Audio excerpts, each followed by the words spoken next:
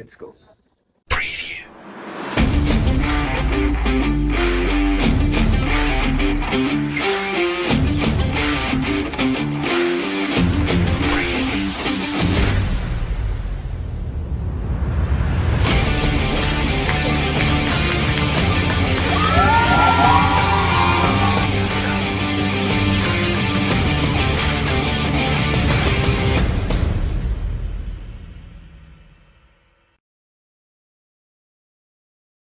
Hello G and welcome back to another video.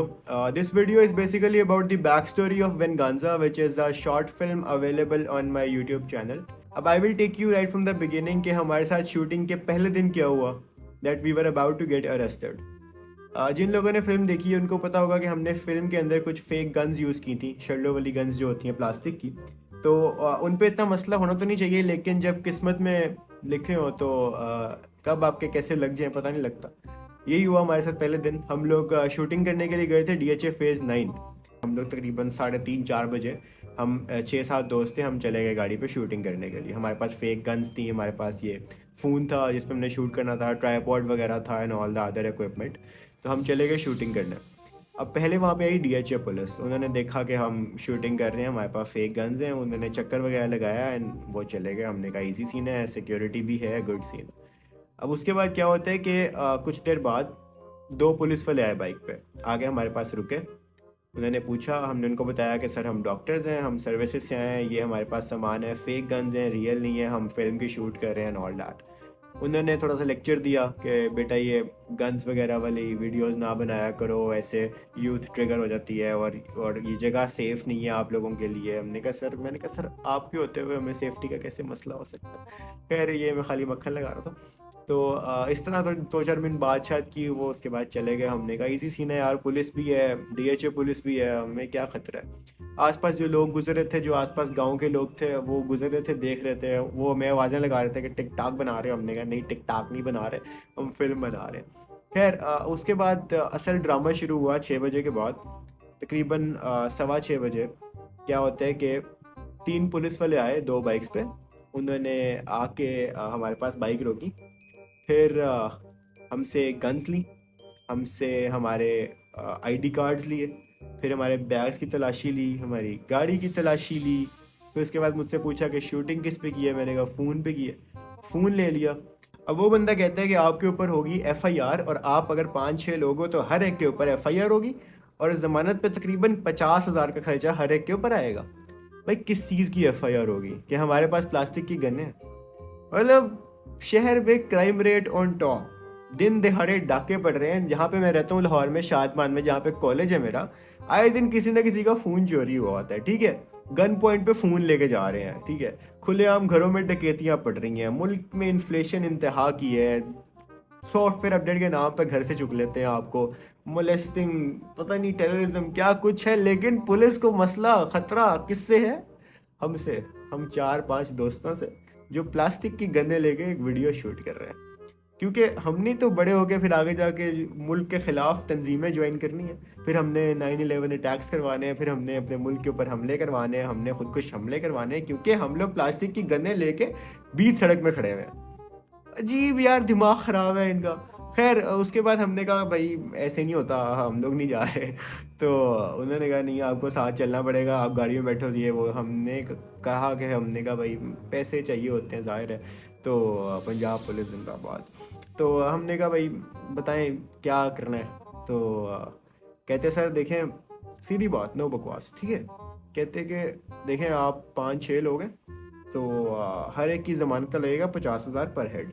ठीक है, तो ऐसा करें कि आप ना सिर्फ एक बंदे के पैसे दे दें, यानी 50,000 पे कर दें, हम आप सबको जाने देते हैं.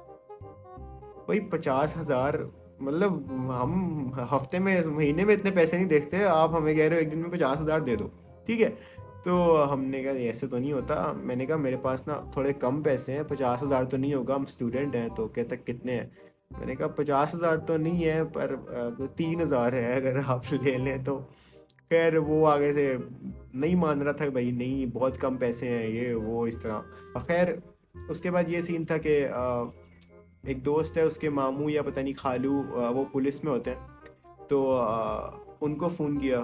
उन्होंने फिर आगे फ़ोन किया, फिर जैसे ही वो फ़ोन ऊपर से उनके पास पहुंचा, उनकी बात करवाई है, उसके बाद कहते सर ये आपकी गन्स। मैंने कहा आप गन्स रख लें, आप बेशक वीडियोस डिलीट कर दें। हमें पहले मैंने उनसे कहा था कि आप गन्स रख लें, आप वीडियोस डिलीट कर दें, आपको जो करना है कर लें, बस हमें जाने दें, क्योंकि स्टूडेंट है। वो मुझे कह रहा था कि आप ऐसा करो, आप अपने अलावा ना इनमें से किसी दो के ऊपर पर्चा करवा दो तो हम आपको छोड़ देते। ऐसे तो नहीं होता ना यार। तो मैंने कहा आप गन्स रखें, आप हमारे जो है ना वीडियोस डिलीट कर दें, पर हमें जाने दें। जब कॉल हो गई, सब कुछ मामला सेटल हो गया, तो फिर मैंने कहा आपको गन्स चाहिए? नहीं नहीं बेटा, ये गन्स आपकी हैं। जाके गाड़ी की डिग्गी खोल के गन्स रख रहे हैं भाई साहब। फिर आईडी कार्ड दिए, फिर फ़ोन दिया, जाओ बेटा अस्सलाम वालेकुम। मतलब जो ऊपर तक बात जा चुकी थी, जो 15 पे कॉल हो चुकी थी कि भाई 4 लोग असला लेके खड़े हुए हैं, जिनको ऊपर जाके इन्होंने एफआईआर का जवाब देना था एक कॉल से, सब बराबर। ठीक है, कोई मसला ही नहीं है, हम सब मैनेज कर लेंगे। जो बात पहले 3,000 रुपये आपको दे रहे थे, आपने कहा नहीं 50,000 से आप बात शुरू कर रहे थे। खैर पहले दिन ये सीन हो गया, तो हम बड़ा दिल ऑफ हुआ कि यार अब बनानी चाहिए कि नहीं फिल्म, क्योंकि आगे भी कुछ सीन्स थे जिनमें इस तरह गन्स वगैरह का यूज़ था। तो मुझे डर था कि फिर दोबारा कोई ऐसा मसला ना हो जाए। बार बार थोड़ी फ़ोन करेंगे ऊपर, सर मसला हो गया पापा, मैटर हो गया है, फिर से छुड़वा दें हमें, हम गन्स लेके घूम रहे थे। बेटा तुम्हें एमबीबीएस करने भेजा था, तुम गन्स लेके घूम रहे हो सड़कों के ऊपर। फिर उसके बाद वेनगांजा के अंदर एक सीन था कब्रस्तान वाला। तो हमें एक कब्रस्तान में चाहे शूटिंग करनी थी। हम पहले एक कब्रस्तान गए, वहाँ पे एंटर हुए, वहाँ से उन्होंने निकाल दिया कि नहीं बेटा अलाउ नहीं है। हमने कहा भी कि हमारे अंदर जो है ना डेविड की कब्र है, हमने उस पर जाना है। उन्होंने कहा बेटा पता है हमें कौन सी कब्र है, बाहर आ जाओ। निकाल दिया बाहर, हमारे पे कैमरास वगैरह थे। फिर उसके बाद हम लोग एक और कब्रस्तान गए, फिर एक और कब्रस्तान गए। इस तरह करते करते हमें फाइनली एक सही जगह मिली। फिर हमने वहाँ पे शूटिंग की और शुक्र है वो सीन शूट हो गया। वेनगांजा में हमें एक सीन शूट करना था रूफ टॉप पे।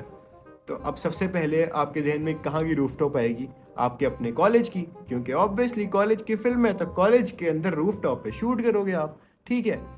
लेकिन हमारा कॉलेज क्या कहता है कि आपको हम एनओसी दे रहे हैं, आप लाहौर के प्रेमिसेस में कहीं भी शूटिंग कर सकते हो। हमें एनओसी बना के दे रहे हैं फिल्म सोसाइटी के पैटर्न और प्रिंसिपल, मतलब दिया हुआ है कि भाई they are allowed to shoot in the premises of Lahore anywhere, ठीक है। लेकिन जब आप अपने ही कॉलेज के छत पे शूटिंग करने जाओगे तो आपसे कहा जाएगा नहीं बेटा यहाँ पे अलाउ नहीं है। अजीब हिपोक्रेसी है यार, द हिपोक्रेटिकल कॉलेज ना हो तो, मतलब अजीब। इस तरह 3-4 दिन हम खपते रहे, फिल्म पैटर्न के पास जा रहे हैं, हम किसी एडमिनिस्ट्रेटिव के पास जा रहे हैं, एडमिनिस्ट्रेटर के पास कि भाई शूटिंग करनी है अलाउ कर दो। 3-4 दिन हो गए अलाउ ही नहीं कर रहे। फिर हमें उसके लिए भी कॉम्प्रोमाइज़ करना पड़ा। We had to shoot that scene in OPD.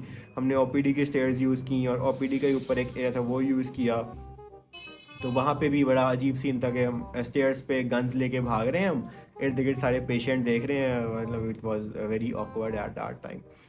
फिर मैं एक और फिल्म शूट कर रहा साथ साथ खड़िया, which is available on Instagram.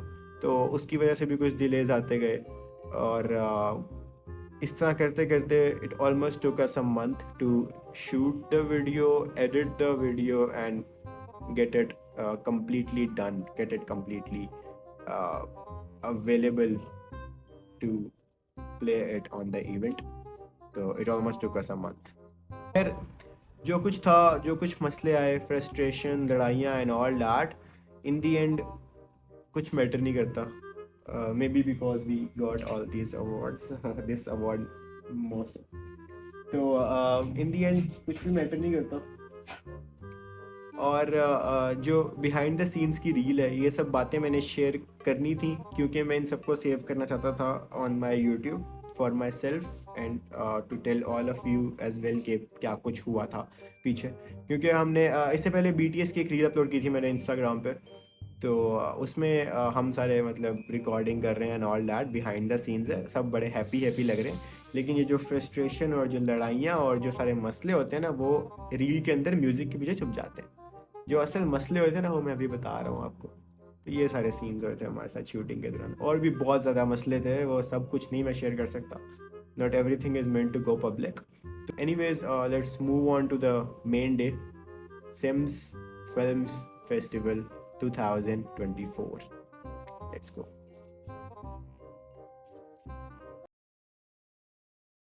So movie of the night के लिए बहुत टफ कंपटीशन था 4th ईयर और 2nd ईयर में। अभी इसके बाद किसको क्या लगता है कौन सी movie of the night? Fourth year वाले किधर है सब?